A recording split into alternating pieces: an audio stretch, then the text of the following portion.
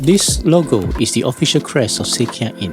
The crest is made up of a few elements. Firstly, the crest has a swastika in the center, enclosed by 3 concentric circles within the 8-petal lotus. Secondly, it bears the names Seck Kia Eenh in Chinese character and the Malacca Buddhist Association in English. Thirdly, the motto of the association sits below the concentric circles, Sila, Samadhi, Panya, which means morality, concentration, and wisdom. Many generations easily recognize it. It represents the teaching of Buddhism that has long lived within the roots of many people and devotees here. The name of this temple is called Seck Kia Eenh, Lord Buddha's Temple, which derived from the original Pali word Sakya. It was also popularly known as Datuk Peranakan or Datuk Orang Kaya. So this temple started, everyone know, in 1920, a group of Peranakan people. You see. So this temple known as a Baba Nyonya temple everywhere. The temple was officially founded in 1920 in Malacca by a group of straits-born Chinese Buddhists that had little clue about their humble gatherings would turn into a reputable Buddhist association in the country. He's the founder, yeah? Founder, yeah. He's the founder. I met my uncle, Kuryojyoti JP. He married my father's sister. So he was a leader of Seck Kia Eenh. They call him a leader of Seck Kia Eenh at that time. In 1922, the Buddha image was personally brought down by rail to Malacca by Venerable Ratanatissa Thera from Rangoon, Burma. When the image arrived, it was fetched from the railway substation at Buona Vista Road, now known as Jalan Hang Tuah, with the procession to be housed at Giok Siau Kong, located at Tengkera Road. The Buddha image stayed at Giok Siau Kong for a few months before it was then relocated to Kwan Im Tong at Jonker Walk. The Buddha image stayed at Kwan Im Tong for about 19 years before taking up permanent residence in its premises at 57 Gajah Berang Road, where it still lives till this day. On 15 March 1940, the Seck Kia Eenh management purchased a piece of land with an old wooden bungalow from a chaitya at 57 Gajah Berang Road. They started off Kong Jweti. My god-grandpa, I think at that time when we started, it was just at that house. It was in this small wooden bungalow that religious services and marriage ceremonies were performed for another 16 years before the new temple was constructed. Being rather small, it could hardly accommodate the increasing number of devotees during the new moon and full moon days when regular prayers were held. The crowd was even larger, especially on Wesak days. There was fear that this old wooden bungalow might collapse under the weight of the increasing number of devotees. As such, an altar had to be constructed outside the bungalow for the worshippers.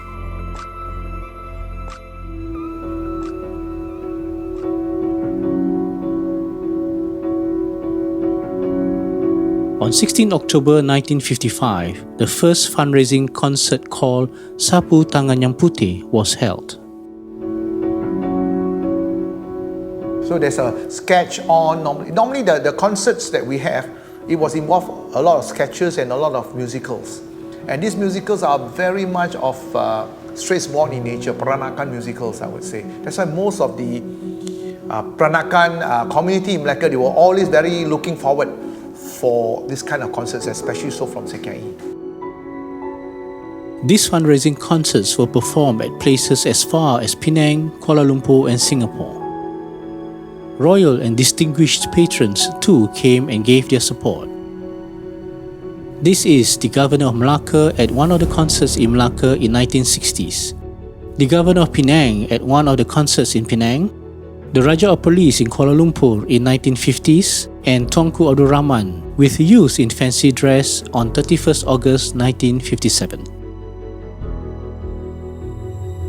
On 27 April 1956, the foundation stone of the new Shrine Hall was laid by Mr. Goh Tiong Tan.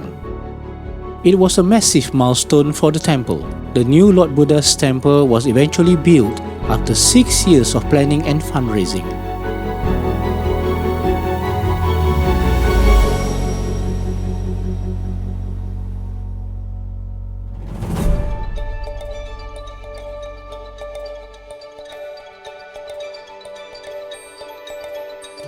On 23 May 1956, its doors were officially opened by Robert Tan Hun Siang.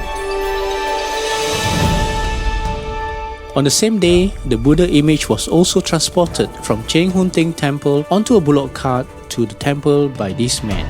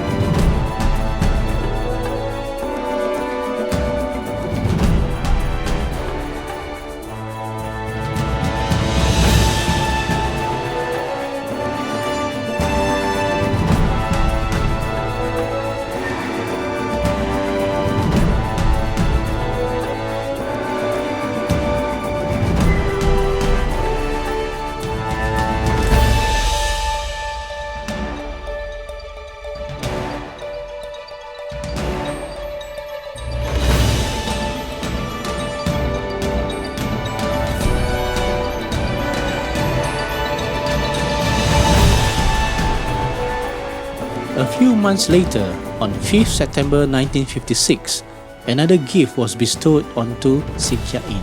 It was the body sampling. The body sampling was presented by Venerable M.M. Mahavira Thera from Anuradhapura, Sri Lanka.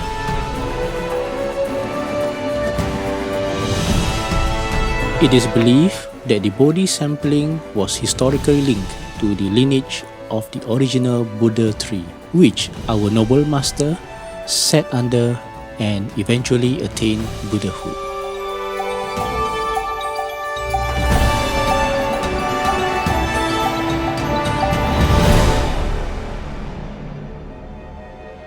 From 1920s till 1960s, there was no resident monk at Seck Kia Eenh, thus resulting in mixed beliefs and teachings. Traditional Taoist practices were also observed. Our forefathers came from China. They came and brought along their practices, which is a combination of Taoism, Buddhism, and even Confucianism. You know, you have the photos, you can see the photos where they wear all black and they conduct the services in the temple. My late dad has got this, somehow or other it is still unexplained until today, where he has got followings, or I would say inborn in him, that he can treat people. He was given this special gift where he can treat people who are sick, who needed help, you know. Yeah. Even in Yes. temple, Even in temple at times, he would place in the temple, shoes at times, aside. if things are not right, he can just fall into a trance and just convey certain messages to certain people and tell them things are not right. The things that we do in the temple are more of Taoism than Buddhism. For example, you have your beliefs of burning joss sticks, burning joss papers. It was only until recent years that we were able to inculcate the Buddhist practice into the public, to say that we can't burn joss papers, we can't burn joss sticks basically in a temple, because as Buddhists we do not really practice this. Yes, we can, but we should not be overdoing it.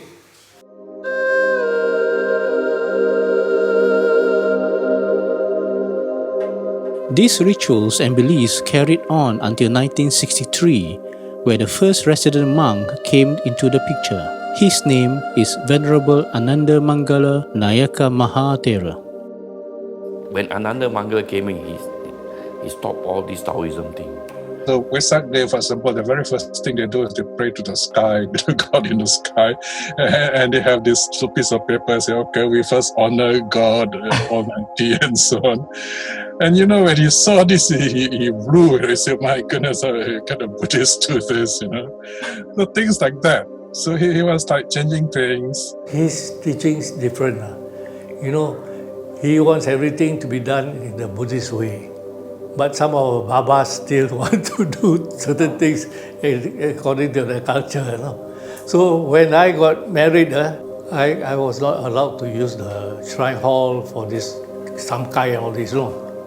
No, he said, there is Lord Sakra, there is Lord Buddha. You are praying to Lord Sakra, Lord of Heaven. Lord of Heaven is Lord Sakra. So, okay lah, I had it in the Buddha Jayanti Hall lah. They put up sung everything, but then after that, after we finish the ceremony, we go to the main shrine hall and respect the Buddha.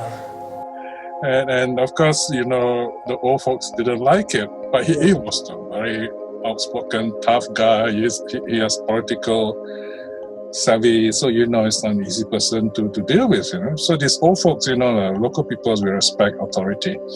So they shy away, and that was to his benefit.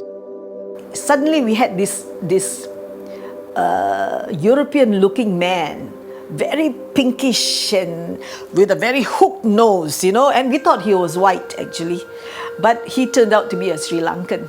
He's a very good speaker, a very eloquent, very wise monk, a very intelligent person. He's very loud and also very inspiring. When he talks, he's very forceful.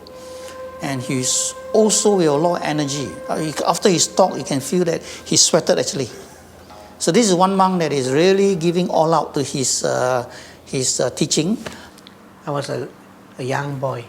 I was sleeping at the temple just beside the shrine hall.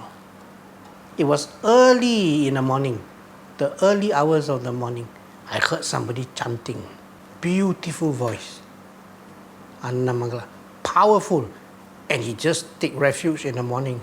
I can remember very well. He took his refuge. Buddhang saranang gacchami. Dhammang. He goes one bar higher. Dhammang saranang gacchami. Sanghang saranang gacchami. Dutiyampi Buddhang. He does that alone in an empty shrine hall. When you get up, who is that, you know?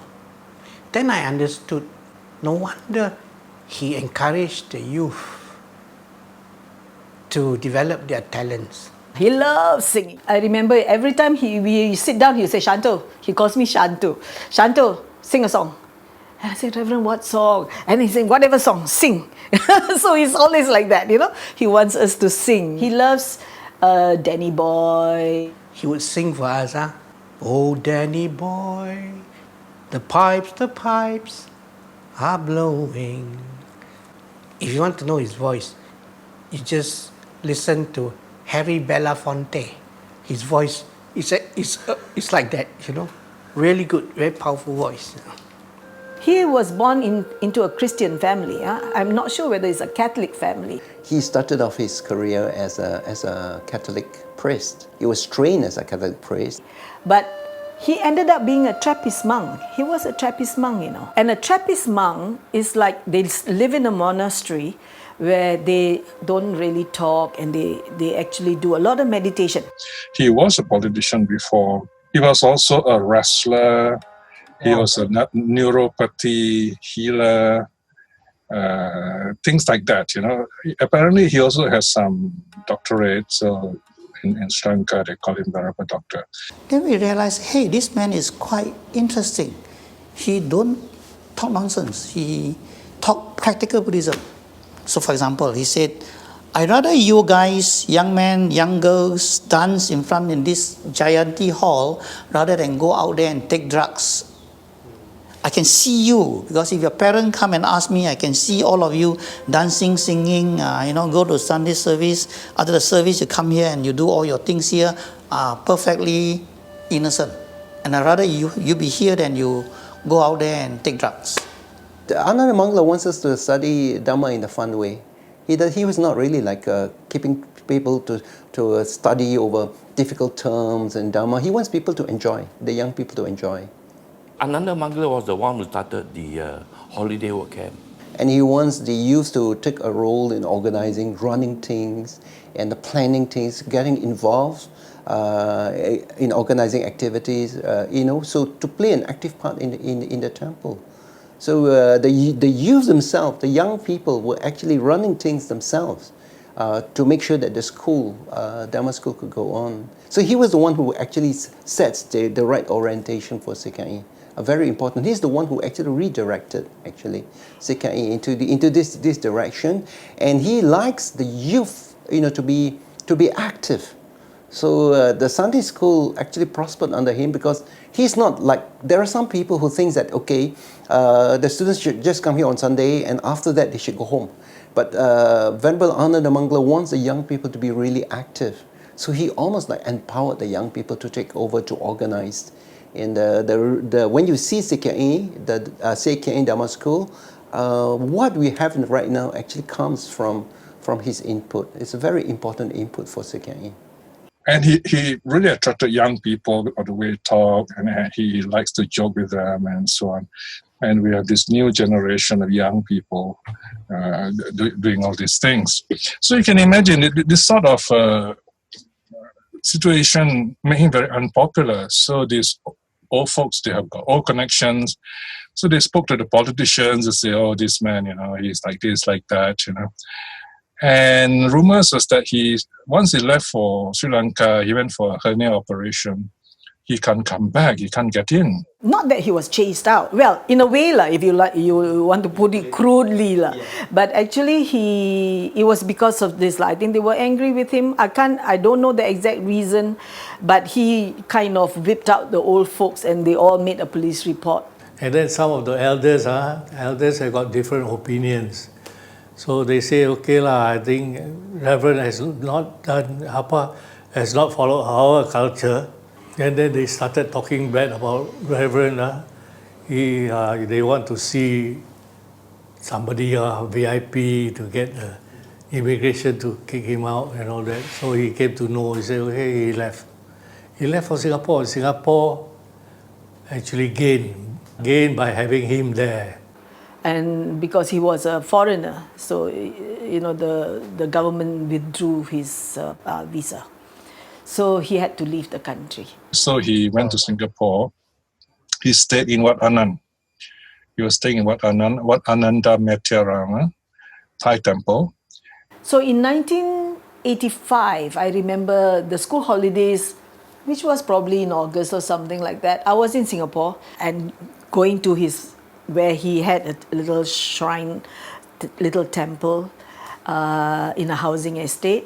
And I spent the whole day with him reminiscing about our times in Malacca. And I think he had a feeling that he didn't have much time left. Because he has a heart problem, he gets angina attacks all the time. So he'll be he'll be like that. And then he'll take a pill, then he feels better.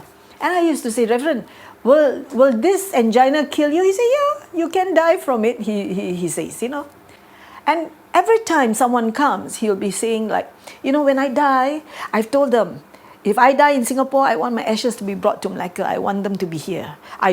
By no means should my ashes be sent to Sri Lanka. He said like that. And a month later, almost to the date, a month later, I had a call when I was in KL that he was in hospital, because he used to get all these heart attacks and end up in hospital. So a few times it had happened in Singapore. So they will always send us messages, and they know I'm one of them. I'm one of them who will receive a message to say that, he was in hospital, he's okay now, he's being released. So had the message that he had a heart attack, he's in hospital, but he's much better now. All right? So, so it was a relief, he was better. But about 3 days later, I learned of this later, that his pupils were all there to see him that evening, and he was laughing, joking with them. But before they all left, he asked Dr. Kwan, I think, one of his disciples is a doctor, Dr. Kwan, and he says, can you stay on? So all the others left except for Dr. Kwan. And when they were alone, he told Dr. Kwan, can you straighten my body? So Dr. Kwan pulled his legs, straightened it, pulled his arms, straightened it. Then he just turned on his right, put his palm under his head like that, like the Buddha did. And he told Dr. Kwan to go. And an hour later, his heart just stopped. What a beautiful way to die, huh?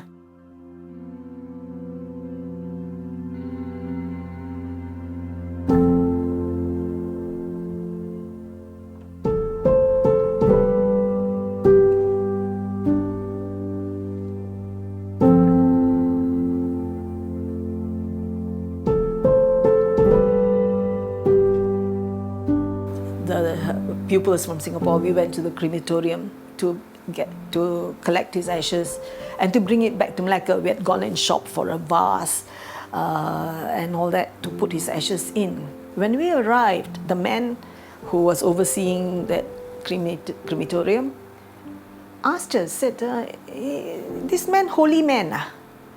So we said, why? So he opened up, they were just metal boxes lying around. So he opened up one, and the second one, they were all dark grey to black. Then he opened Reverence. It was white.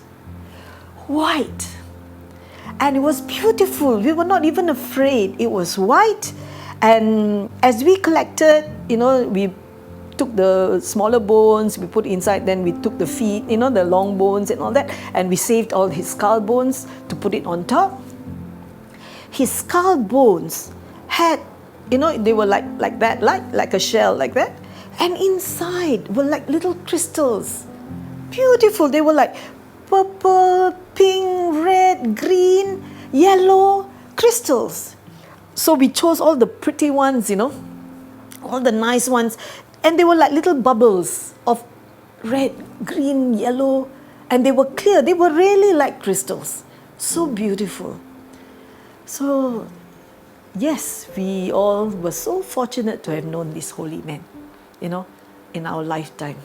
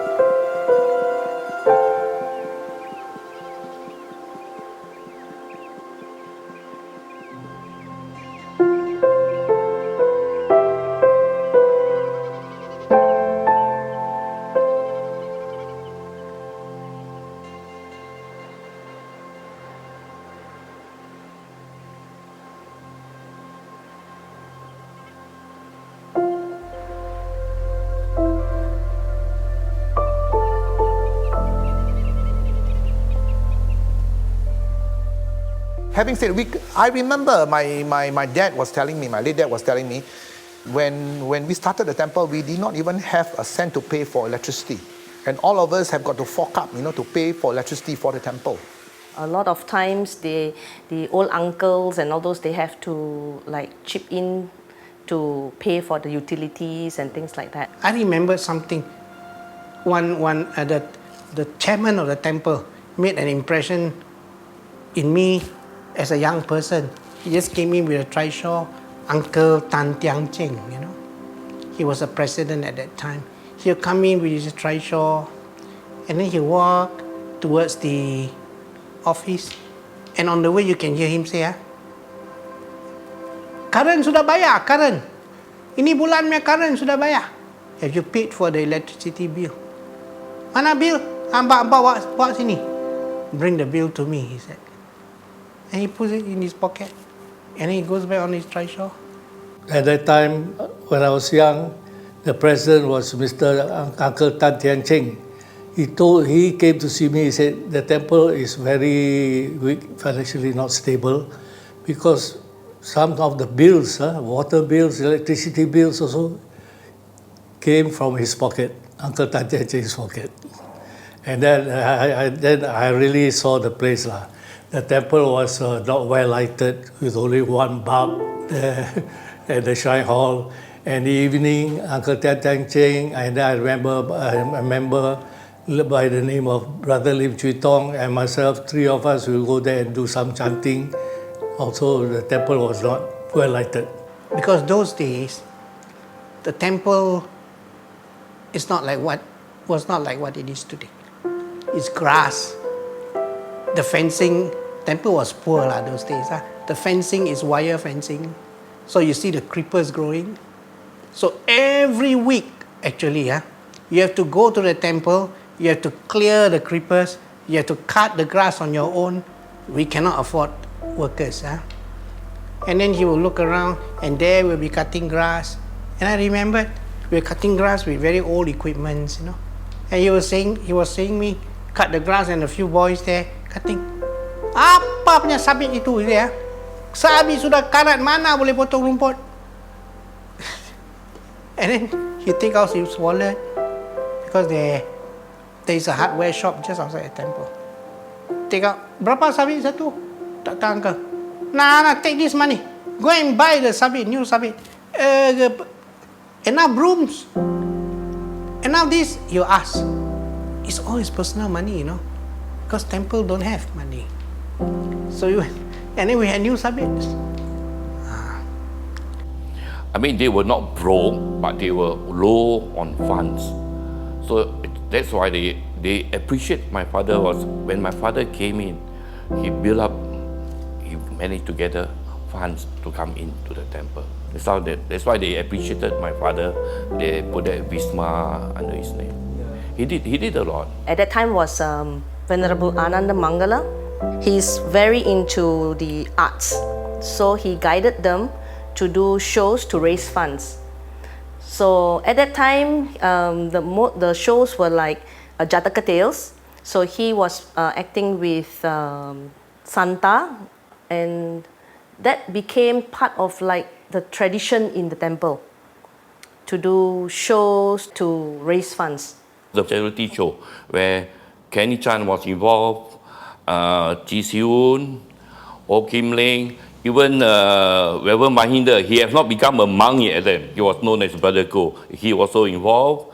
And then Raymond Dato, now it's Dato Raymond Yu or Tan Sri. The father also was involved with this show lah. So we had, I mean, there's a lot of shows and all this all. Then involved with singing, dancing and all this all in Pei Fong School was back. But I know lah, we travel a lot lah. Wow, like, you know, like the Chinese wayang like that, one big bus, all go. We enjoyed lah doing the shows to raise funds for temple.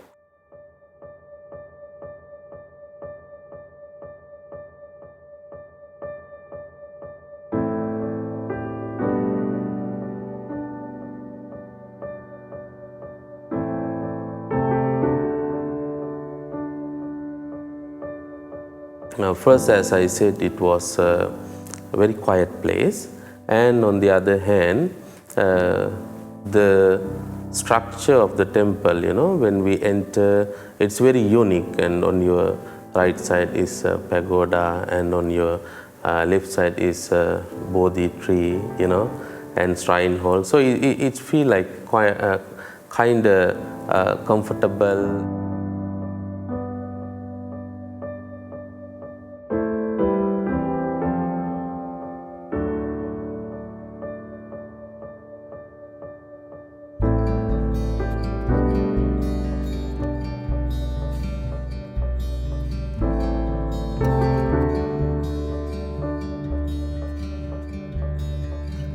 Because in Sri Lanka also we have these three main shrines. That's a uniqueness of every temple. So that is why I like it here.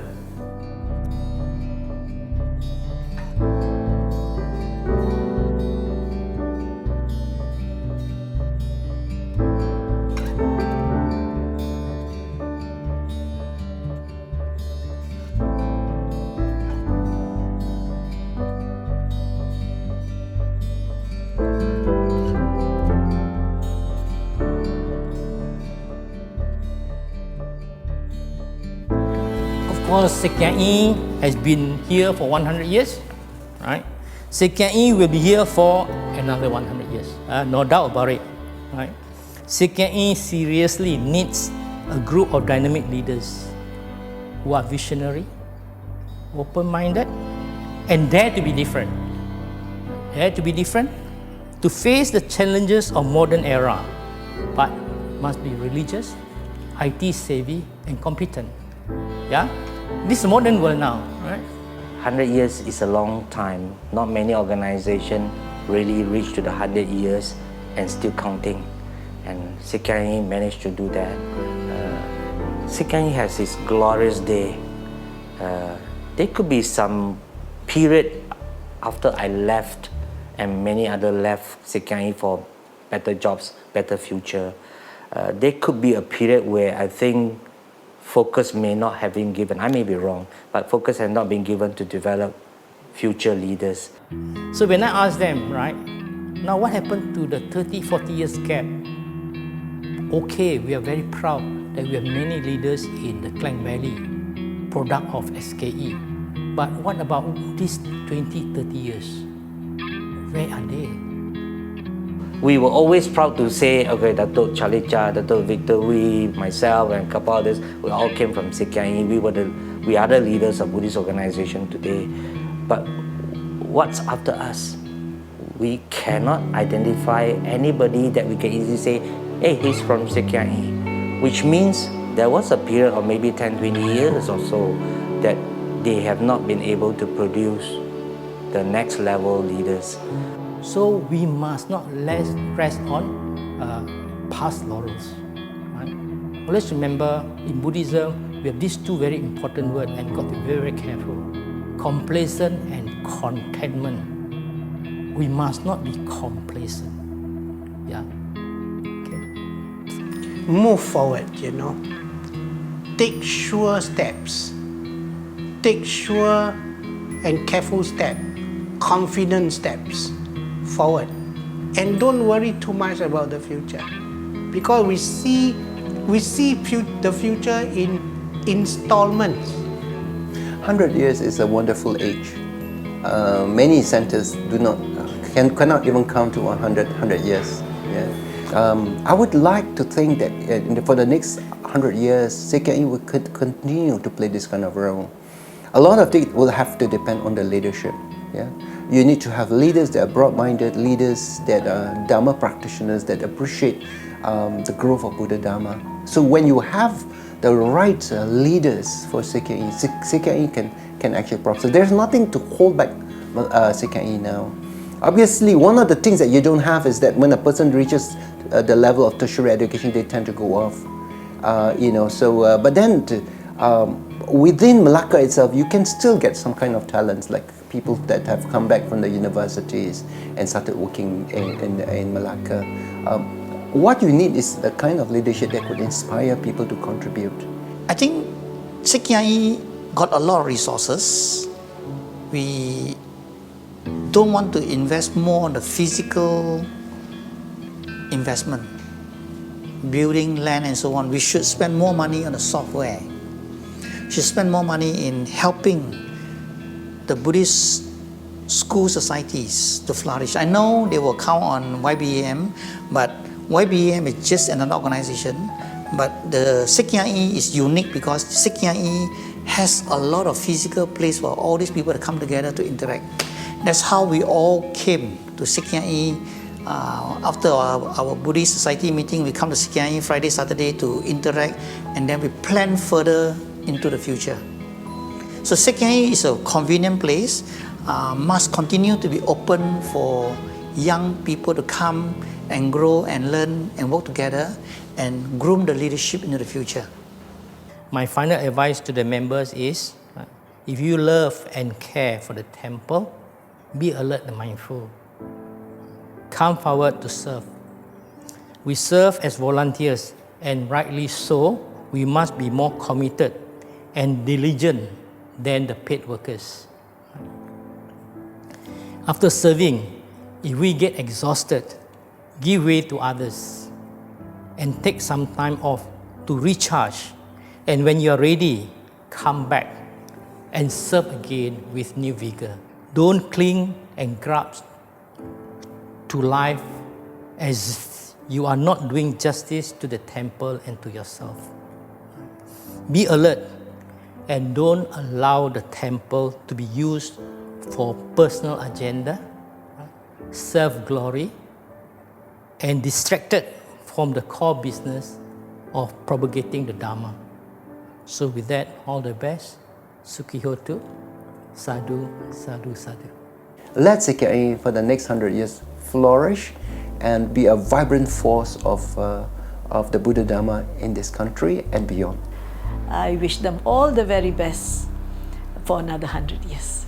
I wish Seck Kia Eenh a happy 100 years anniversary and many more 100 years to come. Seck Kia Eenh a very happy 100th anniversary, and may Seck Kia Eenh continue to grow.